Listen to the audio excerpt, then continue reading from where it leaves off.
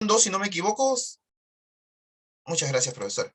Estamos en la sesión 2 que tiene que ver con el ciclo Repaso San Marcos, ¿no? La modalidad virtual. El tema de hoy es generalidades y el profesor que les habla es el profesor Juan José Ávila Sicha. Muy bien. Tenemos a la economía, me dicen que la economía es el estudio, ¿no? Que se remonta a tiempos pasados, ¿no? Muy, muy, muy pasados. Incluso nos podemos atrever a decir que esto se da desde los inicios, ¿no? De la creación, desde que el hombre aparece sobre la faz de la tierra, particularmente el hombre, el cual enfrenta a la naturaleza, su primer adversario.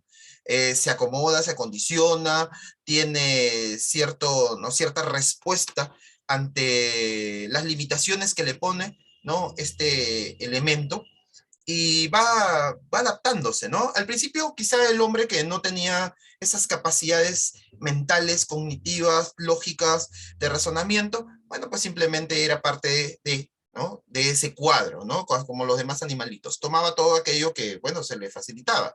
Y si no se la facilitaba, simplemente se dejaba, pues, ¿no? Moría.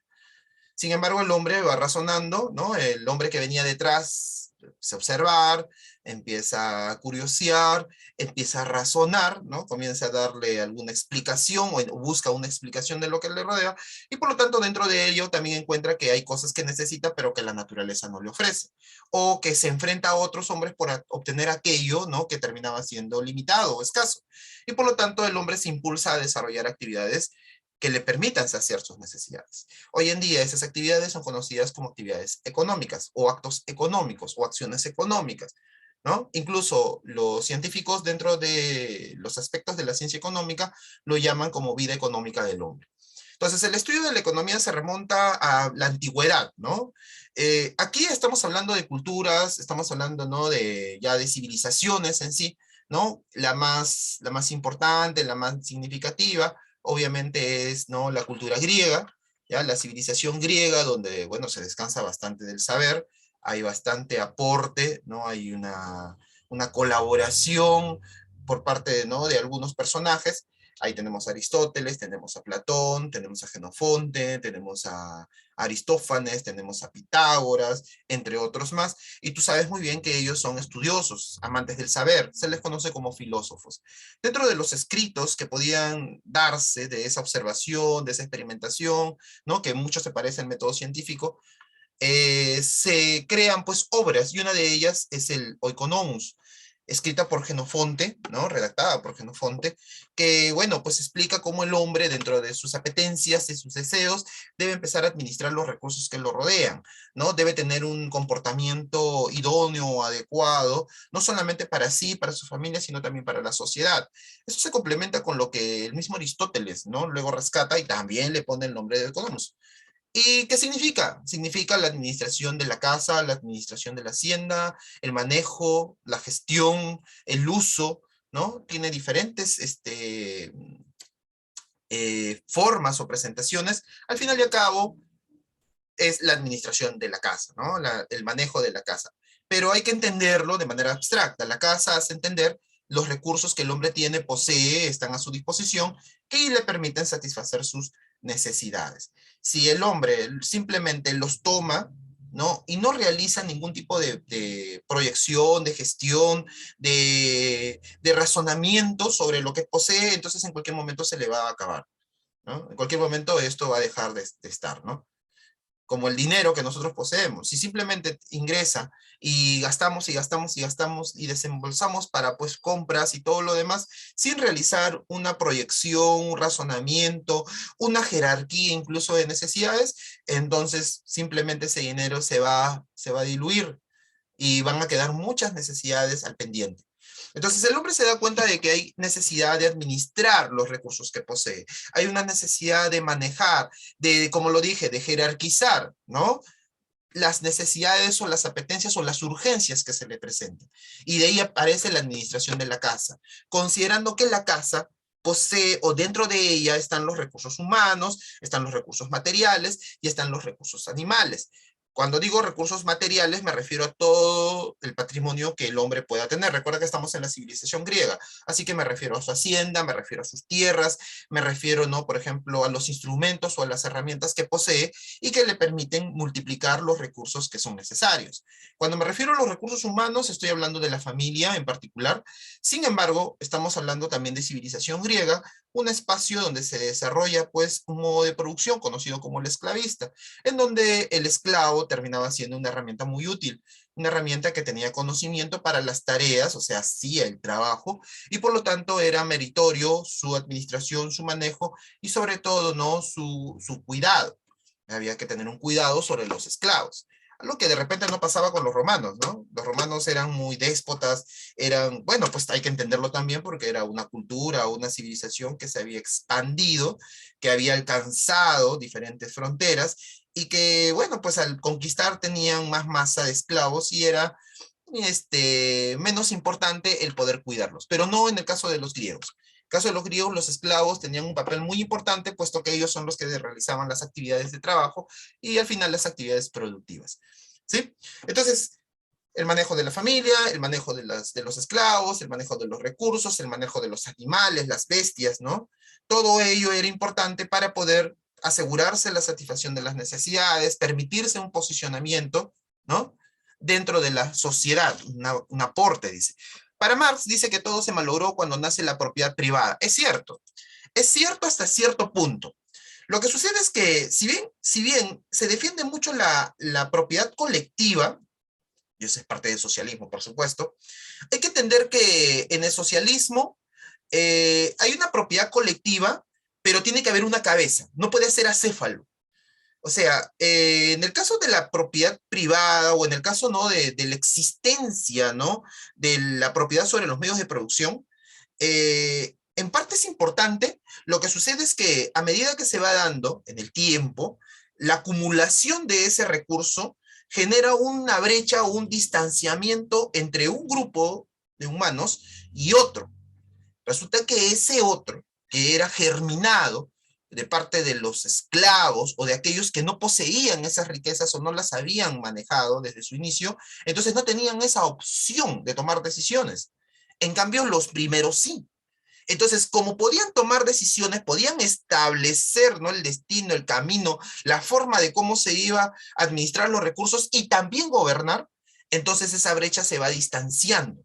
Algunos se ocupan particularmente en el gobierno y otros se ocupan a seguir acumulando esa riqueza y abastecer ese gobierno, o sea, ese conjunto de autoridades, para poder darles más peso y ellos puedan, pues, compensarlos a través de normas, a través de ciertos permisos, a través de ciertas facilidades en cuanto a la producción y al manejo de esa clase que te he mencionado que no poseía inicialmente recursos. Entonces, a lo largo del tiempo, eso no pasa de la noche a la mañana, esa brecha no solamente se ha ido distanciando, sino se ha ido acentuando. Y ahí es donde muchos critican, ¿no?, el inicio que se da sobre la propiedad privada, ¿no? Propiedad privada sobre los medios que uno posee. Si nosotros censuráramos este tema de la propiedad privada, entonces seríamos, pues, críticos de lo que nosotros mismos poseemos. Por lo tanto, tus ingresos no podrían ser solo tus ingresos, sino tendrían que ser los ingresos de los demás. Tus tierras no podrían ser solo tus tierras, sino tendrían que ser las tierras de los demás. Y cuando digo de los demás, significa que tendríamos que colaborar en el beneficio de las demás personas. En parte está bien, ¿no? Porque obviamente, pues, la colaboración o la solidaridad en una sociedad es sumamente importante. También existe, pues, un grupo o existe personas que a partir de esto se van dejando, ¿no? Como que van disminuyendo esa ambición de poder mejorar las condiciones que tienen, ¿no? Esa ambición de repente de multiplicar los bienes, ¿no? O las riquezas que se poseen y que permiten obviamente no solo satisfacer nuestras necesidades, sino las necesidades de otros. Por ejemplo, inicialmente, en este gobierno se planteaba, ¿no? Se planteaba inicialmente que el Estado debe de cambiar, ¿no? Debe de tener otra orientación y que deberíamos seguir ciertas políticas, ¿no?, en donde el gobierno, el Estado particularmente, debe tomar, ¿no?, aquellas empresas, aquellos grupos y enajenarlos, quiere decir quitarles, ¿no?, quizá sutilmente, pero al final es quitarles los recursos que poseen para poder repartirlos ante la sociedad. Es bonita la intención, ¿no? Pero no es viable, porque ustedes saben que cuando una persona posee una propiedad, le ha costado poseer una propiedad, y de la noche a la mañana le dicen, ¿sabes qué? Vas a compartirla. Entonces inmediatamente la persona muestra un rechazo, porque es algo que le ha costado tener, ¿no? Es como lo que tú tienes en casa. Lo que tú tienes en casa no es un regalo, es lo que te ha costado obtener. Frente a todo tipo de adversidad, frente a todo tipo de repente, pues por ahí, de rechazo, ¿no? De malas situaciones o situaciones buenas, al final y al cabo es tuyo. Entonces, el compartirlo así nada más, ¿no? Produciría un efecto negativo por parte de cada persona. Y por lo tanto, no solamente un efecto negativo, sino un efecto de egoísmo. Y aumentaríamos esa intención de proteger la propiedad privada. Hay posturas como las posturas neoclásicas, las posturas clásicas, las posturas socialistas como son el marxismo científico, el marxismo sustentado. Marx no es, si bien es cierto, padre del socialismo, ¿no? Y el que le da pues el inicio a este tipo de ideales, ¿no? Bueno, no es que solamente Marx lo sea, hay Engels, por ejemplo, es otro, ¿no? Lenin es otro, ¿ya? Quizá lo planteaban de una manera para el contexto en el cual vivían. Hoy en día nosotros vivimos otro momento, ¿no? Y es eso lo bonito de la ciencia y sobre todo de la economía, que se adapta o la adaptan al contexto en el cual se va desarrollando, ¿no? Entonces, eso ustedes seguro lo van a ir conversando, ¿no? Con su profesor, van a ir criticando. El profesor David es bastante analista y crítico en ese aspecto. Yo respeto sus ideales, ¿no? Sin embargo, hay algunas cosas que obviamente, pues, yo no comparto. Y también eso es lo bonito de la ciencia, ¿no? Lo bonito de la ciencia o del conocimiento es que no todos pensamos igual, sino que hay ciertas por ahí desviaciones o variaciones o interpretaciones que cada quien tiene y que la verdad frente a otra verdad se van mezclando, se van contraponiendo y aparece una nueva, ¿no? Eso es el método dialéctico. A ver, para no dejarlos en nazo, historia de la economía en Plaza San Martín, donde se discute de cómo gobernar y el neomarxismo que nació en Italia. Claro, sí, en la Plaza San Martín se agrupan, ¿no? Se agrupan muchos, valga la redundancia, grupos que protestan al sistema, ¿no? Protestan al sistema, pero también es curioso porque viven del sistema, ¿no? La misma China, por ejemplo, China es un ejemplo. La China clásica, la China nacionalista, la China tradicional, bueno, estoy hablando de la antigua, ¿no? Criticaba mucho al capitalismo, igual que en Rusia, se criticaba, ustedes saben, en Rusia es socialismo, ¿no? E incluso hubo una intención de juntar todas los estados ahí bajo uno solo, ¿no? Lo que era antiguamente la Unión de Repúblicas Socialistas Soviéticas. Sin embargo, si ustedes se dan cuenta, eso no fue bueno, fracasó, ¿no? Si bien es cierto, en sus momentos tuvo un punto, ¿no? Bueno, tuvo momentos buenos, a la larga una planificación quinquenal, así una proyección presupuestal de 5 años, no era muy viable, ciertas acciones militares y también de gobierno, ¿no? En cuanto a las políticas tampoco eran viables, entonces se fueron ajustando, se dio la perestroika, se dio el cambio y ahí está. Tenemos una Rusia donde se aplica el capitalismo. Tenemos una China donde se aplica el capitalismo. China es el primer país en el mundo con PBI, ¿no? Estamos hablando de billones, aproximadamente unos 23 a 24 billones de, de Producto Bruto Interno. Supera a Estados Unidos enormemente. O sea, es un nivel de industria, de producción, de inversión. Entonces, como que no convencen, ¿no? Igual que, por ejemplo, otros países. Ahora, muchos critican por el hermetismo, por el cierre de fronteras, y puede ser en parte sí. Sin embargo, los cambios se producen también pues con la incorporación de inversión, con la generación de empresa, ¿no? Con el establecimiento de reglas firmes y sobre todo transparentes, entre otras cosas más. Bueno, ese es un tema que se va a ir discutiendo a lo largo, ¿no? La clase no acaba en una sola sesión, sino que la clase ve. Esa es una postura que se ha puesto, ¿no? Bueno, no hay algo específico, no hay algo así concreto sobre lo que es la enfermedad, ¿no? Muchos hablan acerca de ello, que en China se desarrolló, no hay una verdad única, ¿Ya? Tú sabes que cada persona o cada individuo o cada nación tiene su propia verdad. Es como la gripe española. La gripe española se la chantaron a los españoles. Disculpen que lo diga de esa manera, ¿no? Vamos a ponerlo de una manera mucho más educada. Le echaron la culpa a los españoles, por eso se llamaban gripe española. Pero lo que no saben ustedes es que la gripe española no se produjo en España particularmente, sino se produjo en los Estados Unidos, ¿no? En la década, estamos hablando de los primeros años del siglo XX, o sea, 1900, ¿no? Conjuntamente con la Primera Guerra Mundial se produjo una gripe en Estados Unidos, que casi como acá también produjo una epidemia, ¿no? Y murieron muchas personas. Pero, claro, buscaron de dónde supuestamente nació y todo lo demás.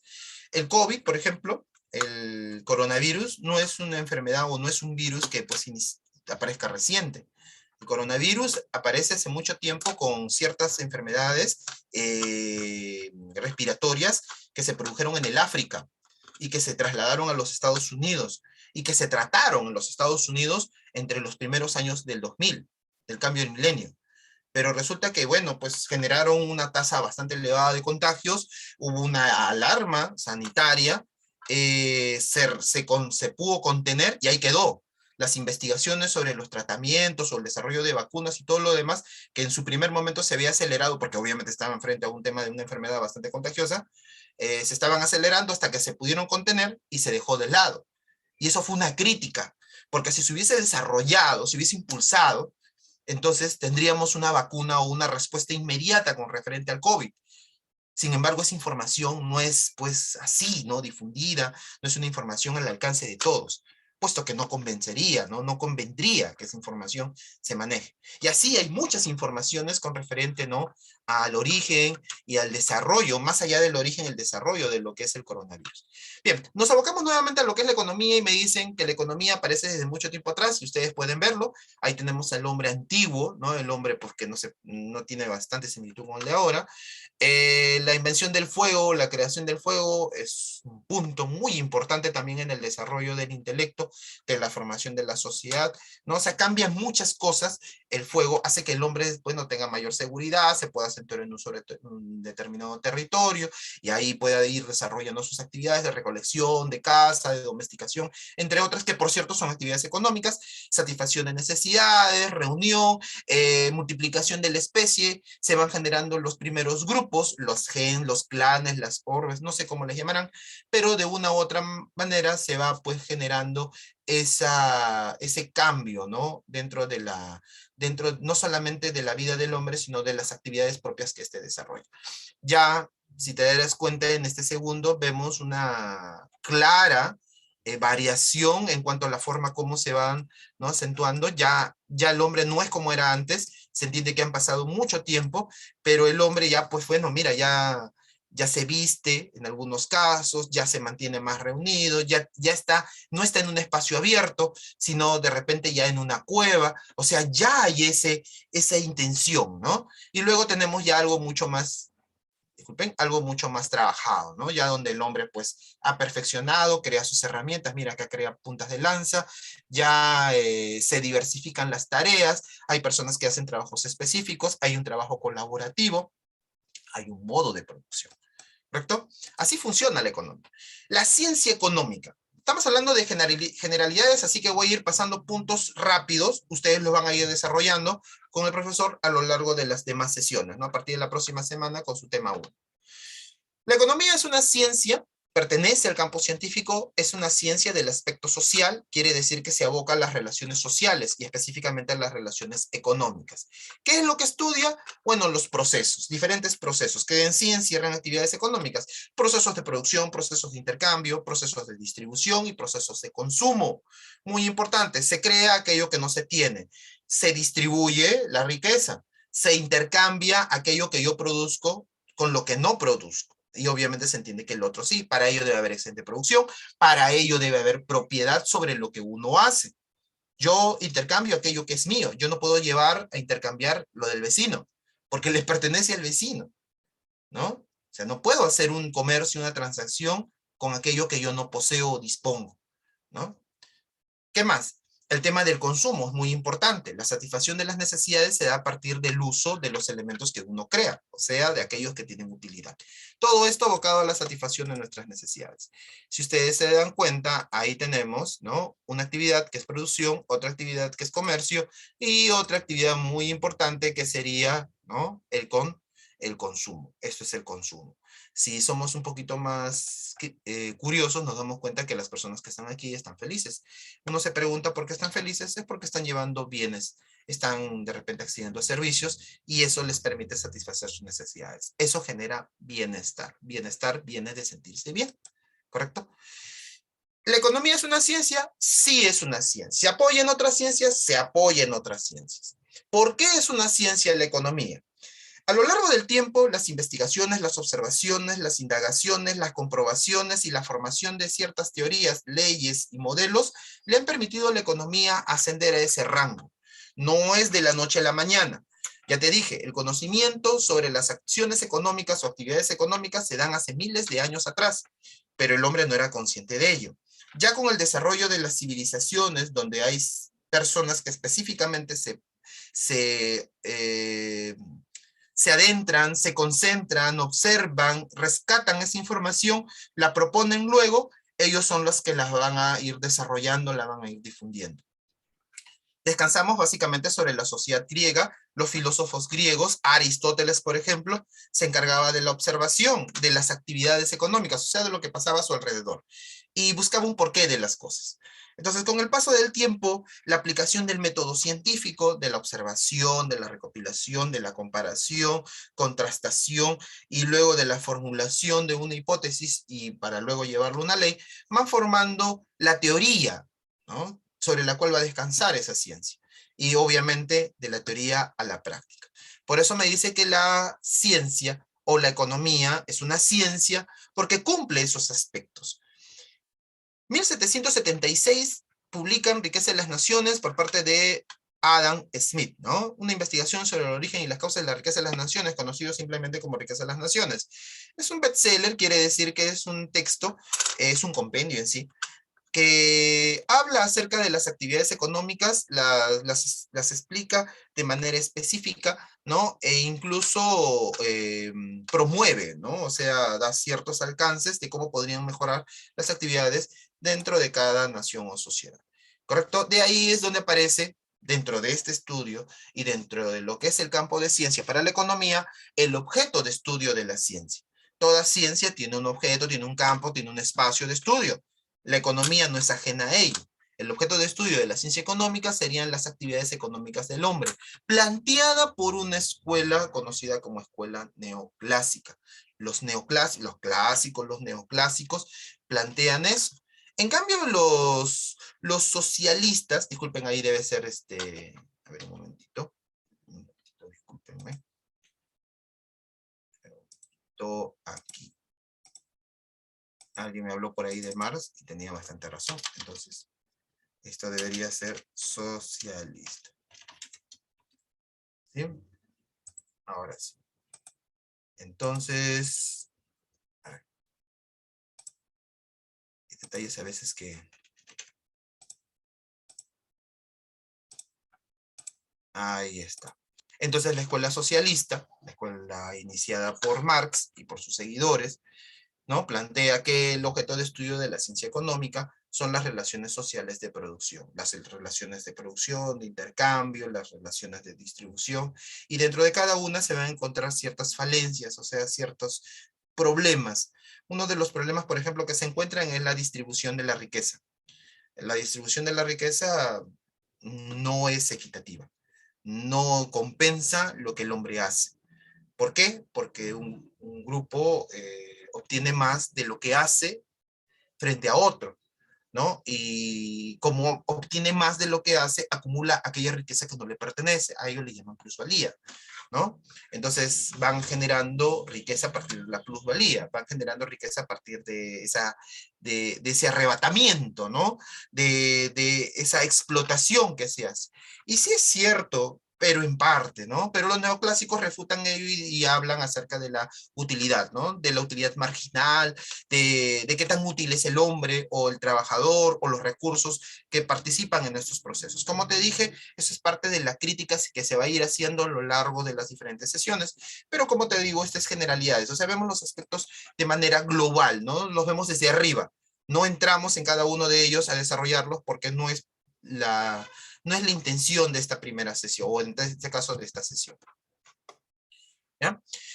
Métodos para la ciencia. El método de la ciencia, bueno, cada ciencia plantea sus propios métodos, los comparten, algunos son más afines a una ciencia que a otra. Por ejemplo, los métodos científicos dentro de la economía serían el método inductivo, el método deductivo, y si hablamos del razonamiento socialista, el método dialéctico, ¿no? El inductivo, que crea, el deductivo, que ratifica, ¿no? Que se encarga pues de comprobar, y el método dialéctico que trata de analizar y explicar, ¿no? Analiza y explica cómo se va desarrollando la sociedad y las actividades que se plantean dentro de esa sociedad a lo largo del tiempo, ¿no? Entonces, el método inductivo es un método ascendente, el método deductivo es un método descendente, y el método dialéctico le dicen que es un método elíptico, ¿no? Que da vueltas y vueltas y vueltas, porque se va de una realidad a otra, donde esta nueva realidad termina siendo, pues, diferente a la inicial, ¿sí? Esos son los métodos, y tiene su finalidad. ¿Cuál es la finalidad? A ver, chicos, del repaso. Vamos a pedir su colaboración. Yo he hablado de dos aspectos de la ciencia económica. Sin embargo, ustedes, sabios, saben muy bien que son 4 aspectos de la ciencia económica. Me faltan 2, el problema y la finalidad. A ver, ¿quién podría encender el micrófono y decirme cuál es el problema y cuál sería la finalidad?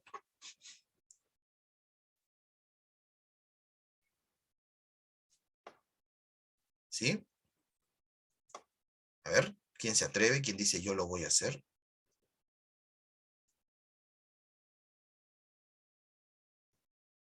¿Nadie? El tema de las clases virtuales es un tema que desde años, ya desde el año 2020, 21 y ahora, bueno, 22, El nos problema pone... sería la escasez. El problema sería la escasez, muy bien, ¿no? La comparación de las necesidades frente a los recursos limitados. Muy bien, muy bien. ¿Y el otro cuál sería? La finalidad, satisfacer las necesidades del ser humano. Claro, muy bien. Ese es el propósito definitivo de todos los planteamientos que se puedan hacer sobre la economía y sobre lo que quiere la economía en cualquier tipo de contexto, en cualquier tipo de momento, de realidad, de época. Al final se resume en eso. O sea, la finalidad que persigue la ciencia económica es la satisfacción de las necesidades.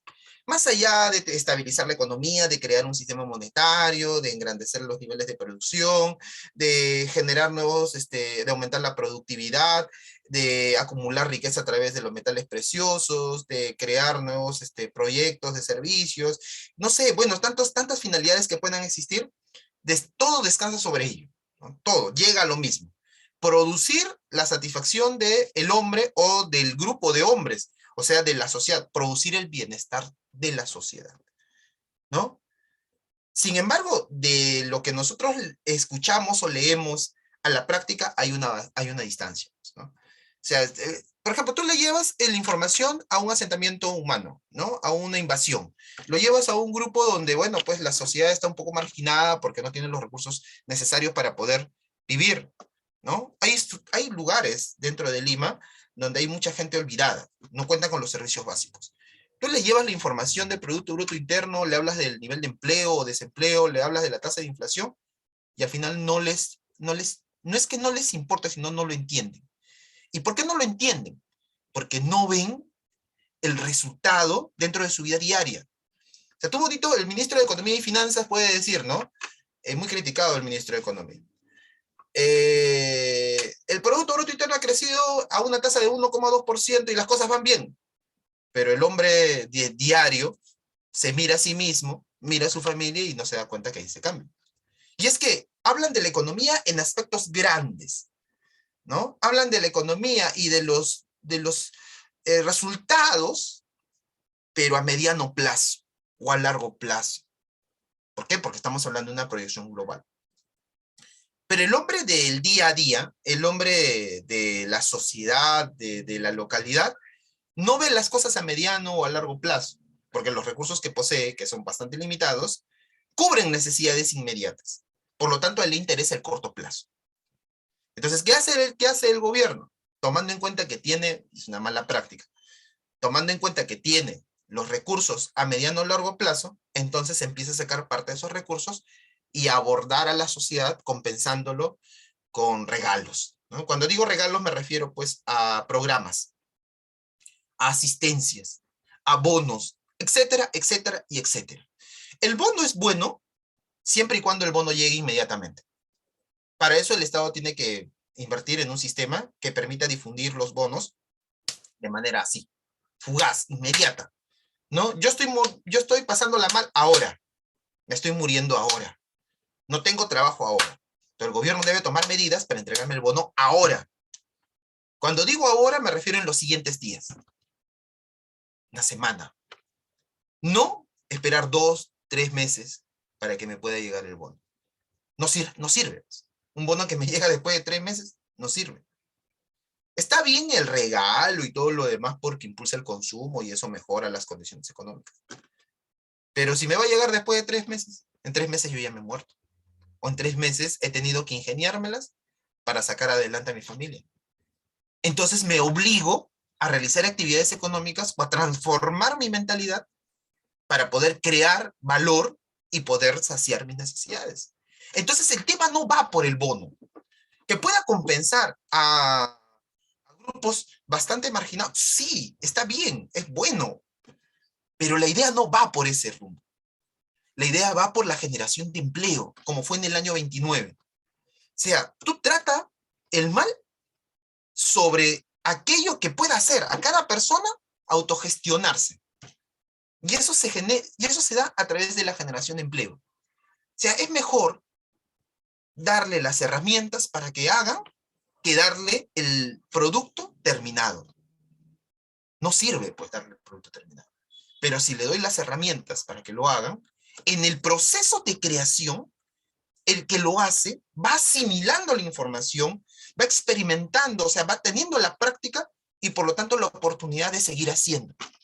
Y en eso consiste la solución, no en regalos, pero a veces las malas prácticas, ¿no? Lo que se pueda gestionar o heredar de gobiernos pasados, entre otras cosas más, es una idiosincrasia. No ayudan mucho. ¿Ya? Entonces, perfecto el aporte de su compañera, es cierto.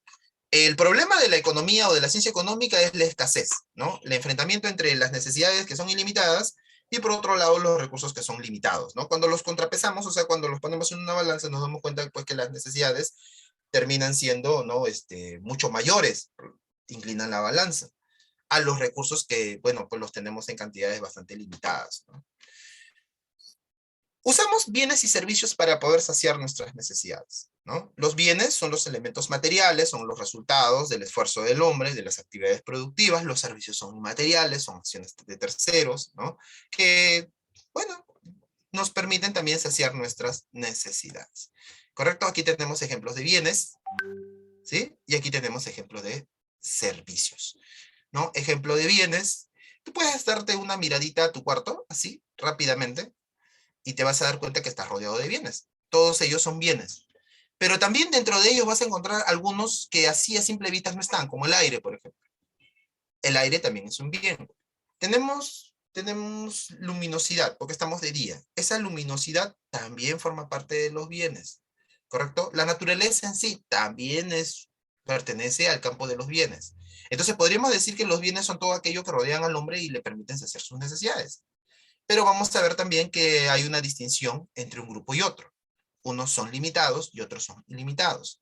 O sea, unos se presentan en cantidades infinitas y otros se presentan en cantidades finitas. Los que se presentan en esas cantidades son los bienes creados por el hombre. Como son finitos, tienen que ser creados, ¿no? Porque si no, bueno, pues simplemente dejarían de estar, ¿no? De existir. Los que tenemos aquí son bienes finitos, son bienes creados por el hombre. Los bautizamos con el nombre de bienes económicos. Y las necesidades que el hombre satisface las que les preocupan al hombre son necesidades económicas. Entonces, una necesidad económica será resuelta con un bien económico. Por ejemplo, el hambre es satisfecha con algún tipo de alimento que el hombre ha podido crear, ¿no? Por ejemplo, tú dices, tengo hambre, es desayuno, como pan. El pan no proviene de la naturaleza, a pesar de que las materias sean parte de la naturaleza, el poder tenerlo como pan significa que ha habido una serie de actos que el hombre ha tenido que participar para poder obtener ese pan.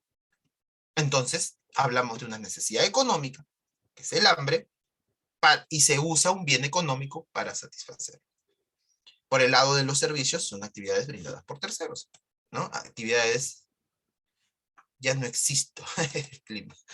Bueno, son servicios, ¿no? Actividades que se brindan por terceros y que obviamente satisfacen nuestras necesidades. ¿Ya? ¿Cómo obtenemos todo ello?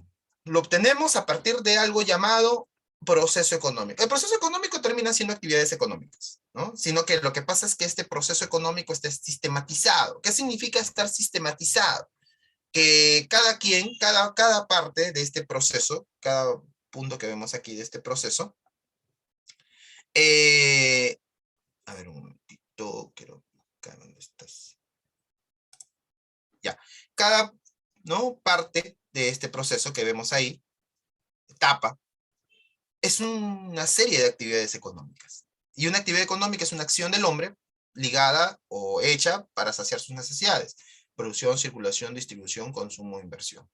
Se le dice proceso porque hay una secuencia lógica. Ah, te voy adelantando. Los científicos de antaño, los científicos de antes, indagaron, estudiaron, ¿no?, sobre las actividades económicas y sobre todo sobre el proceso, lo bautizaron así, y llegaron a una conclusión, pero que no es una verdad absoluta. Quiero que se entienda, por favor. Que si bien es cierto, yo te lo presento de esa manera, mira si te darás cuenta, ¿no? Está orientado por una serie de flechas, o sea, hay un orden. No necesariamente todas las etapas tienen que presentarse en ese orden, ¿no? Para un entendimiento está bien que nosotros las ordenemos así. Sin embargo, cuando las vamos estudiando una a una, nos vamos a dar cuenta que por ahí incluso pueden haber hasta 2 etapas que se dan en simultáneo. Entonces, hay una secuencia lógica para su entendimiento, pero que no es absoluta, ¿no? Pero que a partir de la investigación o de la recopilación de información, la historia, por ejemplo, ¿no?, y de la lógica, podemos presentarla de esta manera, ¿correcto? Entonces, cada una de ellas tiene su propia finalidad, pero todas ellas colaboran para un propósito general, que es el que dijo su compañera: el bienestar, satisfacer las necesidades, lograr mejoras, acondicionamientos en cuanto, ¿no?, a lo que le pasa al hombre. Esto es muy importante, ¿correcto?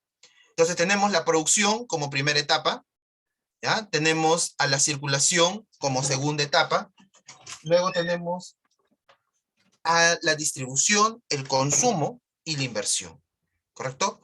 Como etapas que forman a este proceso. Producción, se produce; circulación, se circula, se intercambia; distribución, se reparte; consumo, se logra la satisfacción; e inversión es una especie de impulso o de mejora, ¿no?, dentro de las actividades económicas que se van a hacer consiguiente, o sea, que se van a hacer a partir de ahí, y es lo que viene es la producción.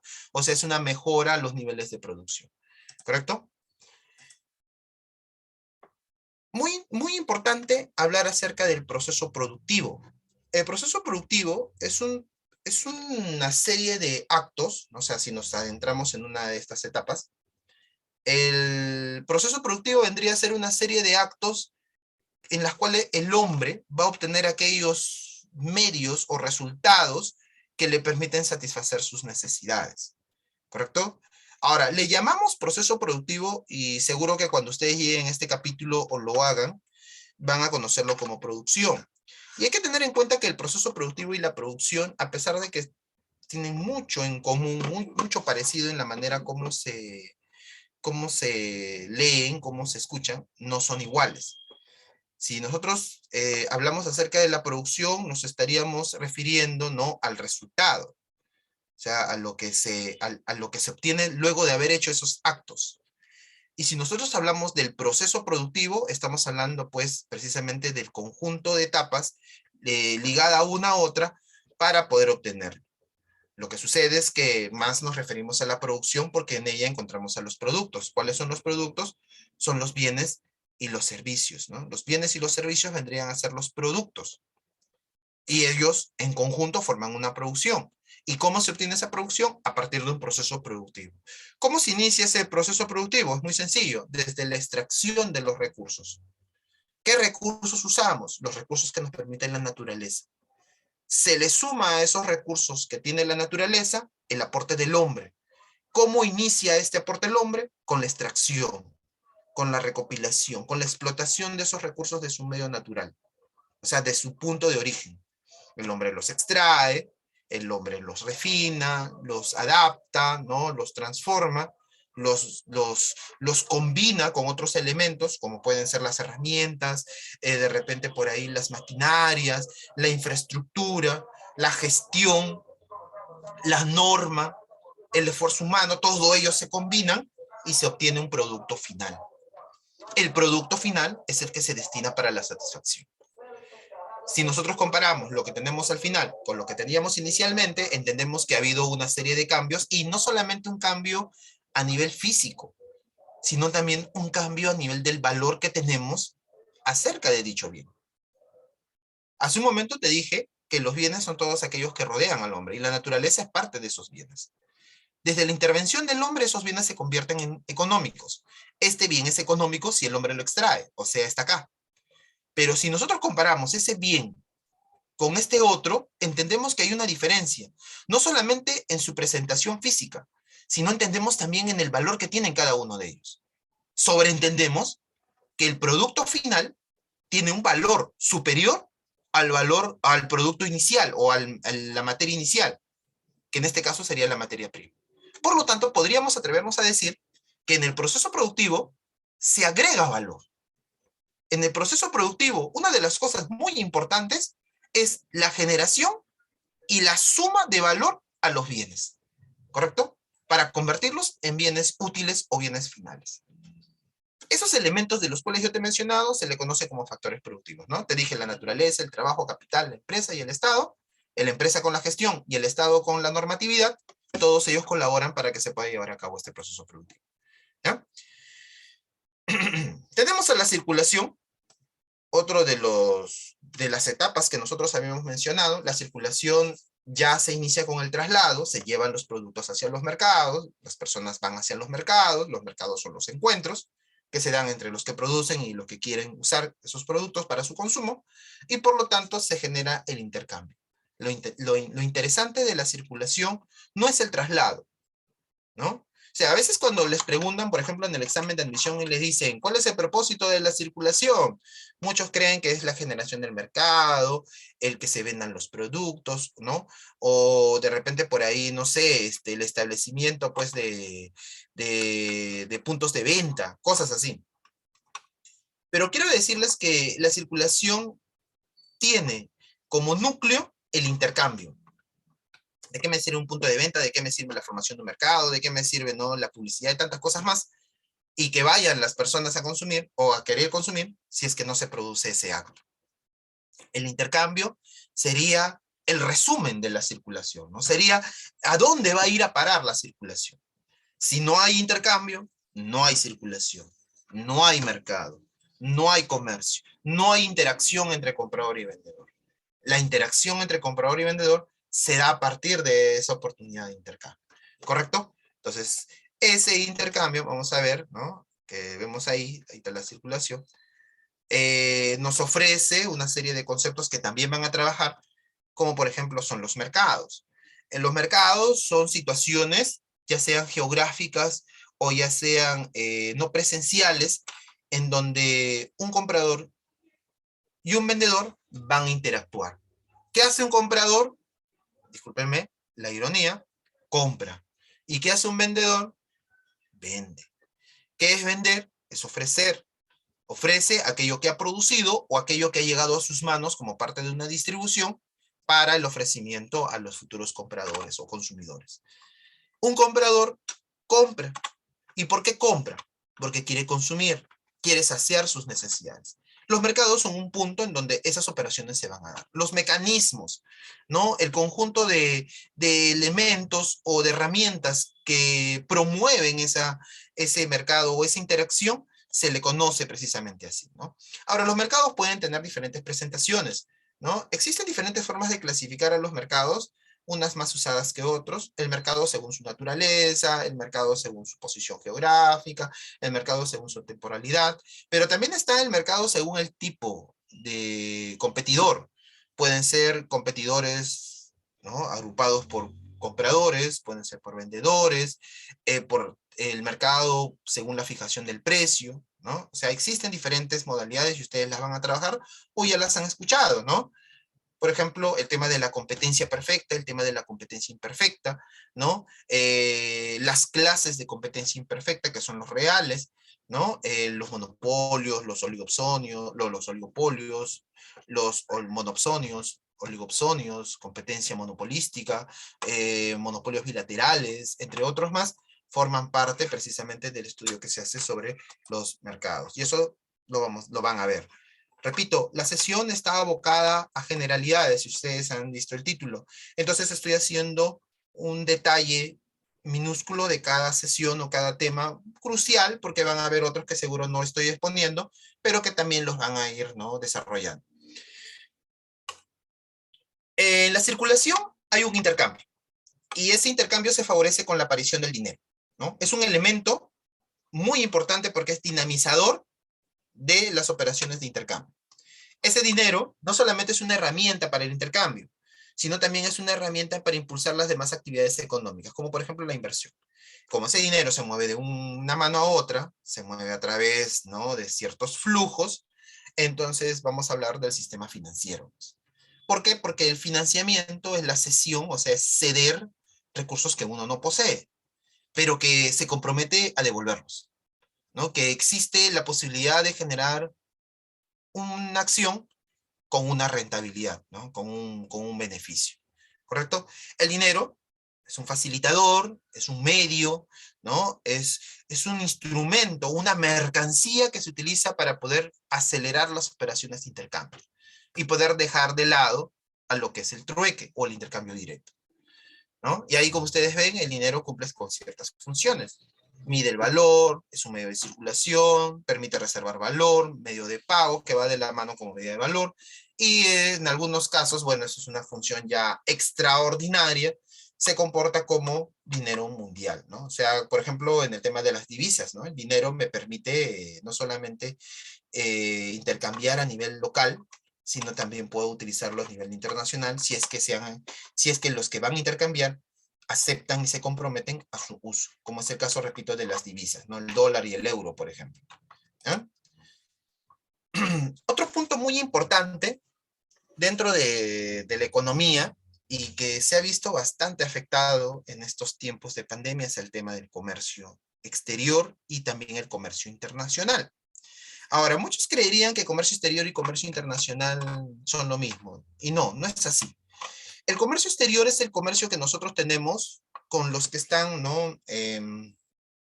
Con una nación en particular, ¿no? Con un comprador o vendedor en particular, ¿correcto? O sea, nos abocamos a un grupo en especial, pero que arrebasamos, o sea, pasamos la frontera. Puede ser Colombia, puede ser Chile, podría ser los Estados Unidos, podría ser de repente, ¿no? España, Japón, China mismo. A eso le llamamos comercio exterior. Pero cuando esto ya se da en simultáneo, ya deja de ser solo comercio exterior y pasa a un campo mucho más grande, conocido como comercio internacional. Porque no solamente se ve el tema de las transacciones, sino de la normatividad. Hay ciertas reglas o normas que se deben de cumplir en los aspectos de regulación, de trabajo, sanitarios, entre otros más, y los tributarios, por supuesto. Entonces, ya no solamente se hablaría de un comercio exterior con algún particular, sino ya un comercio mucho más grande, mundial, ¿no? Planetario. Los que estudian esto, por ejemplo, son los en la carrera, en la Universidad Nacional Mayor de San Marcos, son los que hacen pues la carrera de negocios internacionales, ¿no? Ellos estudian bastante esto del comercio internacional, de cómo se comportan los mercados y todo ello, ¿no? Ha habido un comportamiento de los mercados con referente, ¿no?, a movimiento de capitales durante estos 2 años, ¿no? En algunos casos se han contraído, en otros casos se han expandido. Hay operaciones o actividades, como lo dije hace un momento, que han mejorado las actividades farmacéuticas, las actividades de servicios, ¿no? De lo que vienen a ser el training, lo que viene a ser de repente, ¿no? Operaciones de bolsa, las telecomunicaciones, el ocio, ¿no? El tema de los juegos de que está dentro del ocio, han ido, bueno, progresando significativamente, ¿no? En este tema de la pandemia. Recuerda también que se han cerrado fronteras, el cierre de las fronteras por el tema del contagio o de llevar pues la enfermedad de un lugar a otro, ha hecho que se contraiga, ¿no? Se cierren aeropuertos, no, los aviones no lleven a las personas como normalmente se hacía, ¿no? Pero progresivamente se ha ido recuperando ello, ¿no? Entonces, la interacción que tenemos entre los residentes internos y residentes externos, ¿no?, a una misma nación, se le conoce como comercio exterior. Y hay reglas, hay elementos, ¿no?, que se van a utilizar o que se van a tratar dentro de estos capítulos. Otro punto muy importante es la proyección que hace en sí el mismo gobierno. Recuerda que el gobierno es el conductor. Consideramos al gobierno como una autoridad, como lo que sucede en casa, ¿no? Como lo que sucede con la familia. En la familia hay una cabeza, y la cabeza son los padres, ¿no? Es importante que exista esa cabeza porque es la que piensa, porque es la que toma las decisiones, es la que proyecta y es la que realiza las actividades económicas. En una nación donde hay muchas personas, es importante llevar o conducir a esas personas. Y eso se hace a través no solamente de las acciones o de las políticas, sino también en compensación a ello de las actividades económicas. Es importante entonces que un gobierno proyecte las actividades económicas, que proyecte la regulación y el manejo de la población para el desempeño de esas actividades económicas. Y por lo tanto, el mismo gobierno o la misma autoridad cuenta con todo un equipo, trabajadores, empleados, servidores, funcionarios, autoridades, para que puedan adentrarse en esa tarea, ¿no? De poder manejar o de poder, ¿no? Colaborar en la conducción de esa población, ¿correcto? Pero como no es algo que se hace de la noche a la mañana y no es algo pues solamente inventado, uno lo pueda pensar, sino que tenga que haber un financiamiento, entonces se habla del presupuesto público. El presupuesto público es una proyección de gastos, es una lista de todo aquello que se va a necesitar, ¿no? Que cada quien repartido en todo el territorio nacional hace su propia lista de necesidades y la suma a las de las demás para crear un solo documento. Crear una especie de resumen de lo que se va a necesitar, de lo que se va, ¿no?, de lo que se va a requerir para los propósitos que yo te he mencionado. Entonces, ese documento termina siendo una especie de síntesis de gasto. Y ese gasto tiene que ser financiado, como todo gasto, por un ingreso. Esos ingresos vendrían a ser los aportes que hacen los ciudadanos y las mismas actividades que desarrolle el sector público, o sea, el gobierno, para poder financiarlos. ¿Correcto? Entonces, eso también lo van a ver, ¿no? Hay un tema con referente al presupuesto público, los presupuestos van incrementándose, ¿no? Año tras año. Para este ha habido un incremento aproximadamente de un 3%, 3,1%. Es significativo.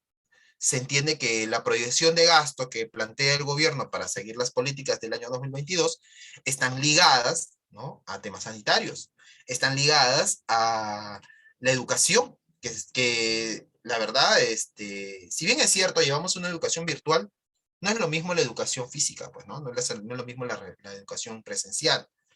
La educación virtual tiene sus ventajas, pero también tiene sus desventajas, ¿no? No todos poseen red, no todos poseen una buena conexión, no todos poseen una computadora para poder, o una laptop para poder llevar a cabo sus sesiones, ¿no? Hay muchas limitaciones con referente a ello, pero en el caso de la presencialidad, no, pues basta con tener a un alumno frente al profesor y le puede explicar, ¿me entiende? Entonces, el incentivo, ¿no? O la preocupación del gobierno son esas áreas, ¿no? Y ahí es donde, bueno, pues está abordando sus recursos.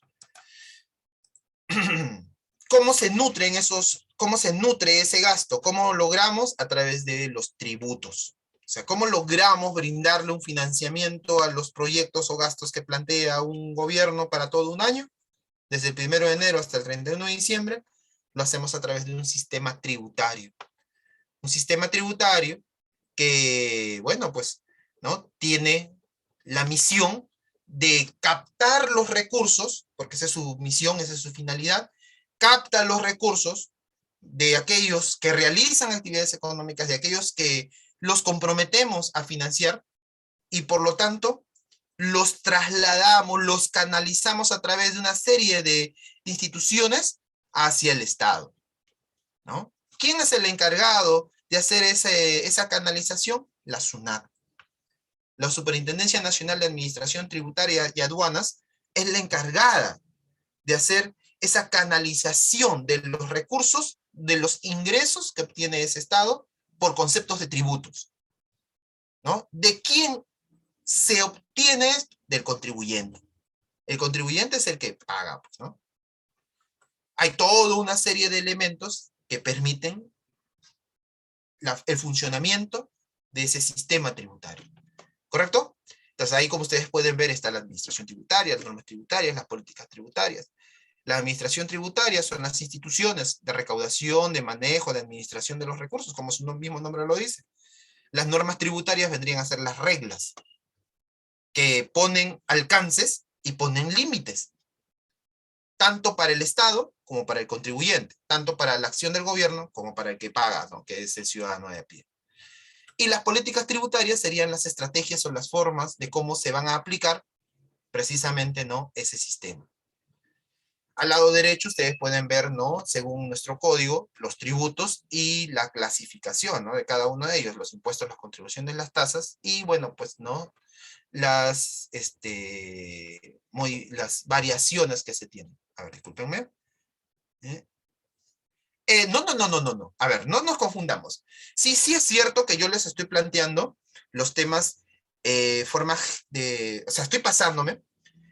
Es como si estuviéramos en el libro, y en el libro ustedes saben que hay una hoja donde me dice índice, y me pone capítulo 1, capítulo 2 en la página tal. Eso es lo que estoy haciendo. En las generalidades, como su mismo nombre lo dice, se plantean los temas más importantes o más cruciales en cuanto a lo que se va a llevar a cabo, ¿no? En economía. Yo entiendo que el profesor David va a ¿no? Explicar detalladamente hasta donde permita también, pues, ¿no? Y obviamente ustedes aportan con su intelecto, ¿no? Con su experiencia ya, con lo que ustedes vienen, pero se llama repaso. En un repaso yo no desarrollo la clase como la desarrollo en un ciclo anual, sino que toco ciertos puntos y yo pues pongo en juego la capacidad de cada uno de los alumnos. Tú estás a un pie de hacer algo muy importante, de competir dentro de la postulación o de competir para el ingreso a la universidad. Aquí se ponen en juego tus conocimientos. O sea, tú tienes que idearte eso, ¿no? Tú tienes que ya mentalizarte de que estás yendo a una lucha. Y esa lucha es la universidad. Un puesto dentro de la universidad, como puesto de trabajo, ¿no? Entonces tú tienes que ir con tus mejores armas. Entonces el repaso sirve para ver con qué armas cuentas, ¿no? Hay que ser bastante realistas. ¿Con qué armas cuentas y con qué armas no? Entonces tú tienes que en este espacio que te dan, saber cuáles son tus puntos, tus fortalezas y cuáles son tus debilidades. Y sobre tus debilidades, preparar una estrategia, ¿no? Porque no sería correcto que tú digas, tengo estas debilidades y me voy a poner a estudiar ello, porque entonces dejarías de lado tus fortalezas. Tú tienes que mantener tus fortalezas y darte cuenta que hay ciertas debilidades y preparar una estrategia sobre ellas, ¿no? No sé, puedes rendir más exámenes, leer un poco más en algunos cursos, pues presentarte a los diferentes simulacros y todo lo demás. Mientras más experiencia ganes a nivel de evaluaciones, más preparado vas a estar. Vas a tener más fluidez, ¿no? Vas a tener esa mayor capacidad de poder dar respuesta inmediata a las preguntas que se te puedan presentar en un examen, ¿no? Entonces, esto es como que yo te voy dando poquito a poquito lo que vas a ir estudiando o lo que tú ya sabes, ¿no? Que vas a estudiar en este ciclo. Porque si tú no lo supieras, no me dirías, wow, profe, estoy perdido, ¿no? Estoy en la luna. No. Yo sé que identificas los temas y vienen a tu mente así como los recuerdos, ¿no? Como los bellos recuerdos de una noche de verano o de una tarde de verano, ¿no?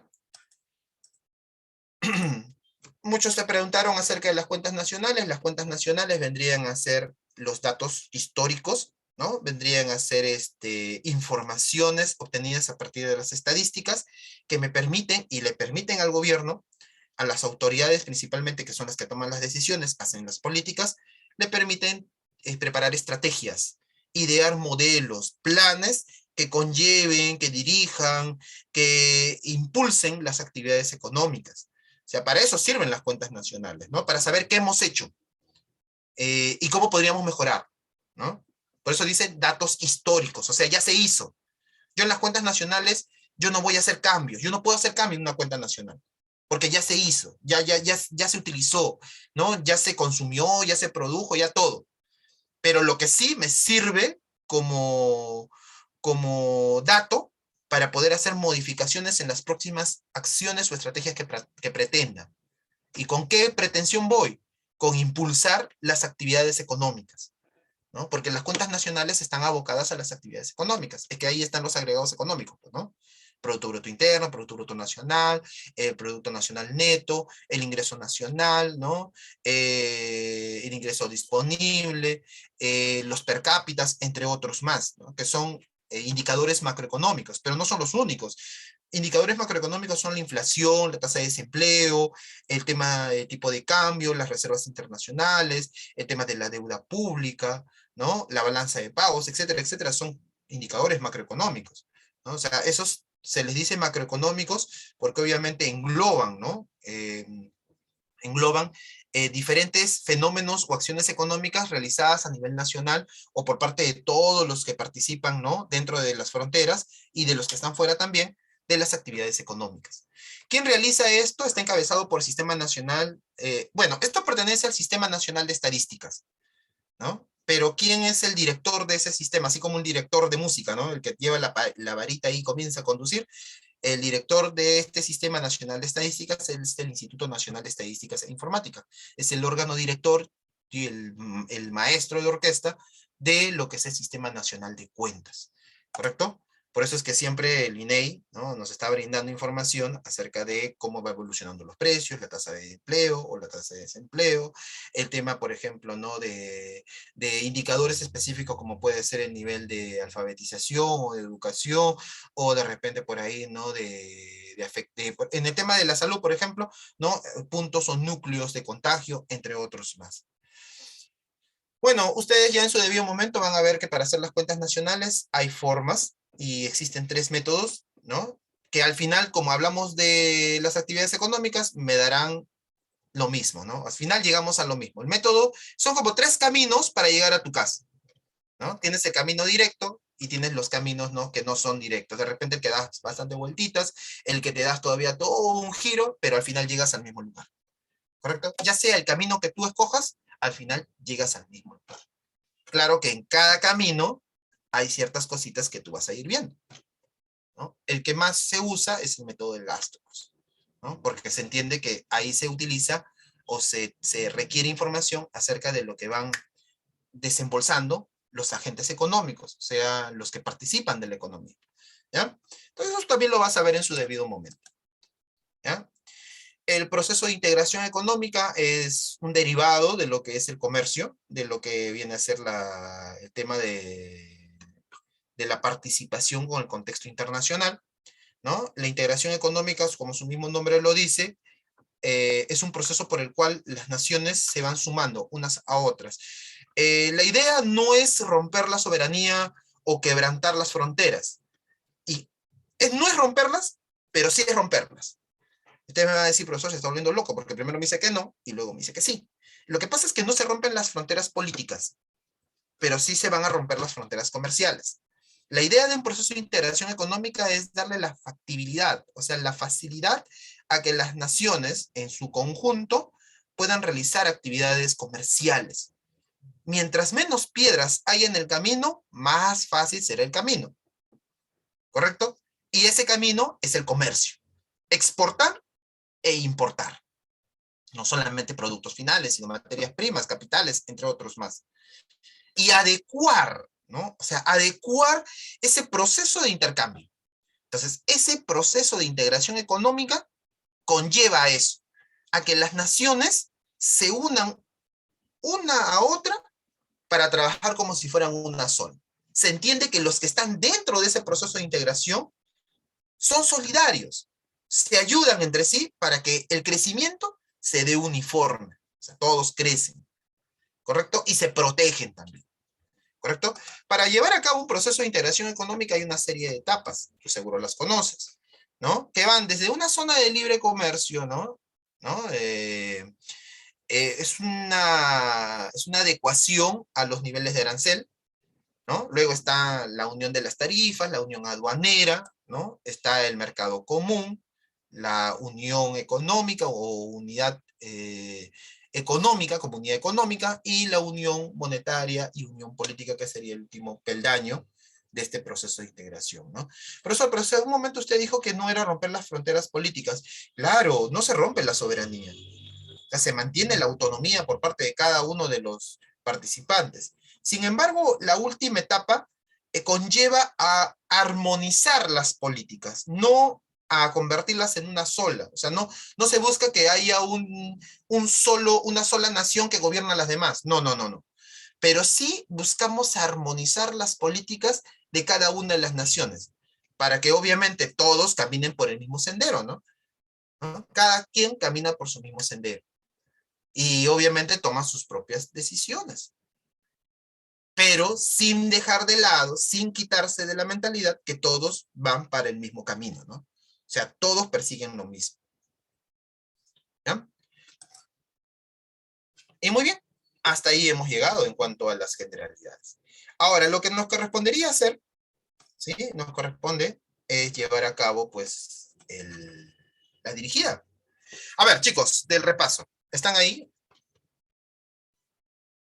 A ver si me responden.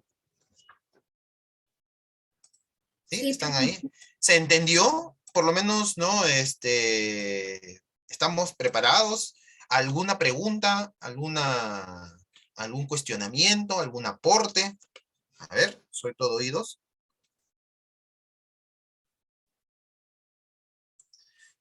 Los profesores, a veces cuando nosotros hacemos las sesiones de clase, más que sesiones de clase, parecen sesiones espirituales, sesiones así ¿no? De esos que se ponen a llamar a los espíritus, ¿no? Así como las sesiones de Ouija, ¿sí? Claro que no son reales, ¿no? Pero se parecieran, ¿no? Como así como las cuentan, en donde el que está en la mesa o en donde esté y está manipulando, ¿no? Los instrumentos para ese llamado de los espíritus, llama al espíritu y a ver si el espíritu le contesta, ¿no? A ver si el espíritu está por ahí. Incluso le decimos, no, espíritu, te encuentras ahí, a ver, dame un toque. Y te dan un toque para saber si está. Porque si ustedes no encienden las cámaras, yo no estoy seguro si ustedes están ahí. De repente están ahí, pero están haciendo otra cosa. O de repente están ahí y ya se aburrieron y se durmieron.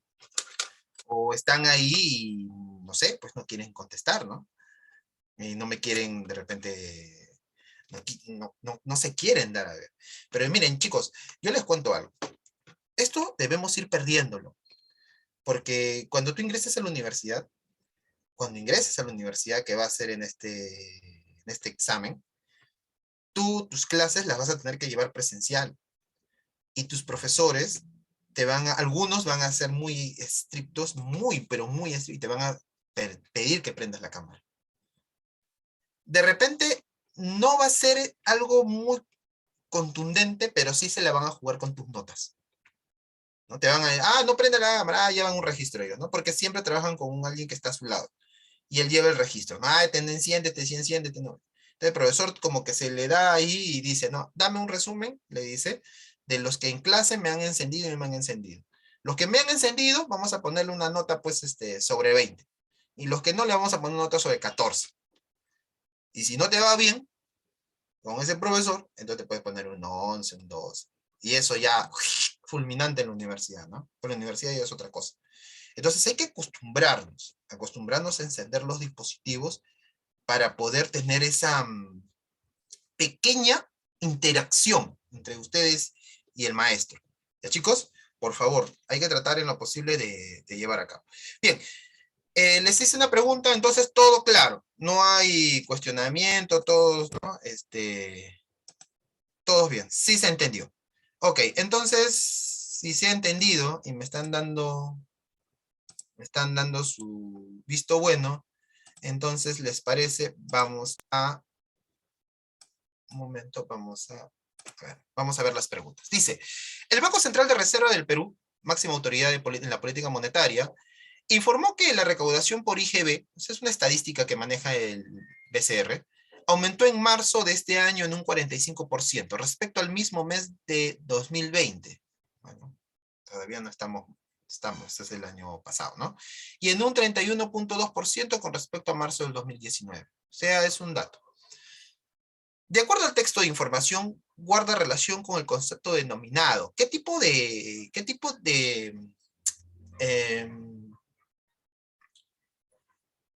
aspecto de la economía y sobre todo de la ciencia económica nosotros podríamos mencionar aquí? Dice, el Banco Central de la República informó que la recaudación por IGB aumentó en marzo tanto respecto, o sea, es una información, ¿no? Que se ha podido obtener, que se ha podido, bueno, pues que se maneja, ¿no? ¿Cuál de ellos sería? ¿Mm? La información que se obtiene de manera resumida, a través de las estadísticas, o a través de los resúmenes, o a través, ¿no?, de las encuestas o indagaciones, pertenece a la economía descriptiva. ¿Estamos de acuerdo? Eso forma parte de la economía descriptiva. Pero no encontramos economía descriptiva. Entonces debemos irnos un poco más alto. La economía descriptiva pertenece al campo de la economía Positiva. Entonces esa es la respuesta. Economía positiva. ¿Sí o no? Esa es la respuesta porque está hablando de hechos desarrollados, ¿no? Vamos a ponerle aquí con negrita. Sobre, ¿no?, el cuestionamiento o la pregunta que nos hace. Datum, empresa de investigación de mercados, realiza un estudio para saber cuáles son los pasatiempos, hobbies de los millennials peruanos. Dicha información permitirá conocer cómo los jóvenes nacidos entre 1980 y 2000 escuchan música, usan redes sociales, ven película y viajan de acuerdo al texto, De acuerdo al texto, se hace mención al concepto de microeconomía. Claro, porque está viendo las apetencias, las intenciones, los deseos que tienen los agentes económicos en particular. A ver, un agente económico es aquel que desarrolla una actividad económica y que obviamente al desarrollarla va a dejar una especie de sombra, va a dejar una especie, ¿no?, de recuerdo. Ese recuerdo luego se obtiene a través, lo dije, de las estadísticas y sirve para hacer precisamente los indicadores económicos. Se va de menos a más. O sea, primero se conoce lo particular y luego se desarrolla lo general. La economía funciona de la misma manera. Va de lo particular a lo general. Entonces, lo particular es estudiado por la rama de la microeconomía. Y lo general será desarrollado por la rama de la macroeconomía. ¿Correcto? La microeconomía se encarga de ver los sucesos o las actividades económicas de los agentes en particular. Las familias, las empresas, el gobierno, ¿no?, en cuanto a sus actividades particulares. ¿Ya? En cambio, la macroeconomía evalúa o analiza los aspectos globales, las políticas, ¿correcto? Y obviamente las políticas son desarrolladas por la autoridad, o sea, el gobierno. Es correcto, muy bien, microeconomía. A ver, perdón. Ah, ya está. Pregunta 3. Luego de 3 meses de recabar y analizar información en diferentes puntos de la capital, ¿correcto? Mercados mayoristas, mercados minoristas, para ver la relación entre el precio de los diferentes productos de la canasta de consumo, ¿ya? Y las cantidades adquiridas por las familias, el grupo de estudio llega a la siguiente conclusión. Cuando los precios se incrementan, las familias compran menos unidades, ¿no? Cuando los precios se incrementan, o sea, los precios suben, las personas compran menos. Y cuando los precios se reducen, las familias compran más. ¿Qué método se ha utilizado para poder hacer o llegar a esta conclusión? Deductivo. A ver, te dice que se hace un estudio, un sondeo sobre los diferentes mercados y se va recopilando la información. Información de mercado 1, información de mercado 2, información de mercado 3, y en cada uno de ellos se llega a ciertas pequeñas conclusiones. Que cuando los precios son altos, las personas consumen menos, y cuando los precios son bajos, las personas consumen más. En el mercado 1, en el mercado 2 igual, en el mercado 3 igual. Luego comparamos y nos damos cuenta que hay bastante similitud. Entonces, planteamos una hipótesis, ¿no? Que cuando los precios son bajos, las personas compran más, y cuando los precios son altos, las personas compran menos. Entonces, esa es nuestra hipótesis. La comprobamos seguro y llegamos a una conclusión o una generalidad que llega al punto de ley. ¿Qué método hemos utilizado? Vamos de lo menos a lo más. ¿Qué método sería? Va de menos a más. Crece, le dicen, tiene método ascendente, le dicen, es un método de análisis. La respuesta es el método inductivo. Así como ustedes hacen el razonamiento matemático, la inducción, cuando quieren solucionar algún tipo de problema, ¿no? Igual pasa acá. Desde el 5 de abril, la nueva plataforma online de Aprendo en Casa fue habilitada para que millones de alumnos del Perú puedan seguir sus clases de manera remota. 2 semanas después comenzaron las emisiones del programa de educación a distancia por radio y televisión. La iniciativa del gobierno del Perú, lanzado el año pasado, tiene el propósito de permitir el aprendizaje de los niños, niñas y jóvenes de inicial, primaria y secundaria en medio del cierre de las escuelas por la pandemia del coronavirus. De acuerdo al enunciado, se puede afirmar que ¿qué estará haciendo el gobierno? Dice, se está brindando un servicio que va a satisfacer la necesidad primaria. La educación no es necesidad primaria. La educación es una necesidad de carácter general, es secundaria. El gobierno cubre una necesidad secundaria a través del sector terciario. Ajá. Marco. A ver, dicha iniciativa permitirá cubrir las necesidades básicas. Esta iniciativa no genera. ¿La respuesta cuál sería? B. La letra B, correcto. Es una necesidad de carácter secundaria o general que es brindada por el sector terciario, el sector de servicios. ¿Correcto? Sector de servicio. Dice 5. Relacione los casos descritos con las características de las necesidades que más se adecúen. En el año 2020 surge la necesidad de vacunación a nivel mundial, ¿no? La persona solo puede consumir 3 raciones de ceviche. Salir a correr diariamente para mantener bien la salud. Una familia necesita adquirir una laptop y arreglar su cocina. A ver, en el año 2020 surge la necesidad de la vacunación a nivel mundial. Dice, la persona solo puede consumir 3 raciones de ceviche. Eso es una necesidad que tiene como característica ser limitada. ¿Correcto?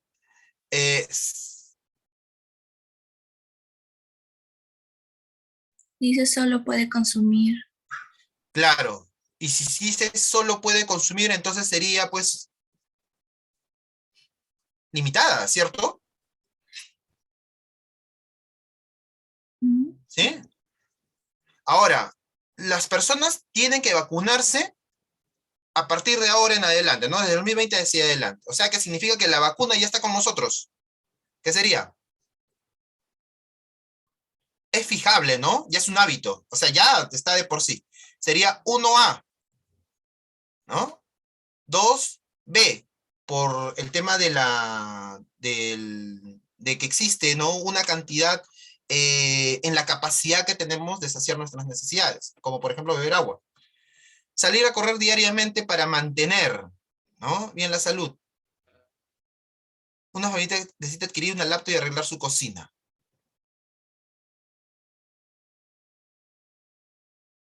Sería 3D, ¿no? corre para la salud, concurrentes, y una laptop y arreglar su cocina, saciables, ¿no? ¿Sí? La respuesta sería la letra D, ¿correcto? Dice, un ingeniero civil decidió renunciar al trabajo que desempeñaba en una empresa constructora multinacional. El principal motivo era renunciar al emprendimiento que consistía en crear su propia empresa constructora. Él está arriesgando porque, aparte de la inversión que realiza, ¿no? Realizará, estaría dejando de ganar los 1.500 mensuales. Este es un concepto que se aplica en economía. Dejamos de hacer una cosa para orientarnos a otra, ¿no? Es un concepto, ¿cómo se le conoce a este? Oportunidad. Concepto de costo de oportunidad, ¿no? Renunciamos a algo para tener, ¿no? La oportunidad de hacer algo mejor, ¿correcto? Evaluamos lo que dejamos de hacer. La autoridad portuaria se está monitoreando 10 proyectos que pedirá que los puertos del Perú sean más competitivos y cumplen los estándares internacionales, potenciando el comercio exterior. Estos proyectos cuentan con un desembolso de casi 1.448 millones de dólares, que se destinará a la adquisición de grúas, extensiones de muelles, aumentando su capacidad de carga. Todo esto ocurrió en la fase del proceso económico denominado. A ver, ¿qué estamos haciendo ahí? Adquiriendo infraestructura, maquinaria. ¿Eso qué cosa sería? Se está mejorando la capacidad de producir. Eso es inversión. Y como es portuaria, tiene que ver con transporte. Claro, tiene que ver con comercio. Por lo tanto, la respuesta sería la letra D. Inversión y sector terciario, ¿no? A ver, esta. De acuerdo a la pregunta anterior, las grúas, ¿qué tipo de bienes son? De capital, infungibles y materiales. Claro, son bienes de capital porque permiten, ¿no? Realizar una producción. Son bienes, perdón, acá no es así, ¿no? Es infungible porque no se agotan inmediatamente. Y materiales porque obviamente tienen esa naturaleza, ¿no? De ser tocados, ser palpables. La pandemia del coronavirus influyó en la masificación y rápido crecimiento de trabajo remoto. En el Perú, más de 220.000 profesionales trabajan bajo esta modalidad, según cifras del Ministerio de Trabajo y Promoción del Empleo. Si bien su adopción ha traído muchos beneficios al generarse en un contexto de crisis sanitaria y pandemia, también se ha presentado una serie de retos físicos, mentales y emocionales para los trabajadores. Es así que los especialistas de la salud señalan que los efectos nocivos como el estrés y el cansancio mental serían parte de esas desventajas. Esto podría afectar a los trabajadores disminuyendo ¿qué? Sus Productividad. claro, su capacidad de entrega o de rendimiento, ¿no? En este caso sería la productividad. Y para terminar, ¿correcto? Estaríamos. Relaciona la actividad económica descrita con el sector al que pertenece. La utilización del litio en fabricación de baterías. El Marco. precio a ver, esto es Secundario. secundario, ¿no? Esto es transformación. El precio de las materias primas tuvo un alza en el año 2000. Eso va al sector primario, porque está hablando de materias primas. Y las AFP, bueno, están hablando del sector terciario, ¿no? Que es prevención, ¿no? Lo que es pensiones.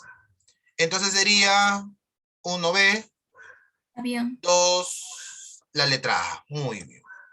Bien, chicos. Entonces, con eso nosotros estaríamos terminando esta primera sesión. ¿Ya? Estaríamos terminando esta primera sesión. Bueno, en todo caso, la que tenía pendiente con el profesor David. Y me imagino que el profesor ya, pues, él va a ir desarrollando las siguientes, ¿no? Me imagino que él ya va a empezar con el tema de procesos económicos y lo que viene a ser, pues, producción de por sí. No me quedaría más que agradecerle su participación, ¿no? Su tiempo y recomendarles de que preparen una estrategia para poder adecuarse a los diferentes cursos que tienen y participar en la mayor cantidad de evaluaciones. La evaluación inicia a partir de las 10 de la mañana, así que por favor esténse atentos a ella. ¿Ya?